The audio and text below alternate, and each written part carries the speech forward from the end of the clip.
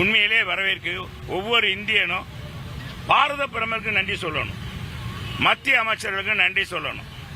இந்த அனுபவம்னு சொல்றாங்க இல்லையா, வயதானவங்க, அந்த வயதானவங்க அமைச்சர்கள் ராஜ்நாத் சிங்கா இருக்கட்டும், நம்ம உள்துறை அமைச்சர் அமித்ஷாவா இருக்கட்டும், இவங்களையெல்லாம் வச்சு இது பண்ற நம்முடைய பாரத பிரதமர் மோடிஜி அற்புதமான பணி.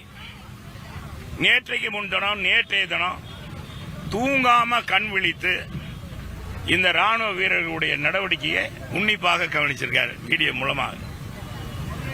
பாரத பிரதமர் இப்படி ஒரு பிரதமர் நாம பெற்றதுக்கு உண்மையிலேயே இந்திய மக்கள் பெருமைப்படணும், நம்ம பெருமைப்படுறோம். இதை விட்டுட்டு இன்னைக்கு என்னமோ ராணுவ வீரர்களுக்கு, ஏன்னா ராணுவ வீரர்களுக்கு நான் போர்லையா போய் இதுலயா போய் சண்டையா போட்டாங்க, இல்ல தொழில்நுட்ப வளர்ச்சி இந்த கருவியெல்லாம் வாங்கி கொடுத்தது மத்திய அரசு, வாங்கி கொடுத்தவர் பாரத பிரதமர், கேட்டவர் ராணுவ அமைச்சர் ராஜ்நாத் சிங், உள்துறை அமைச்சர்கள்.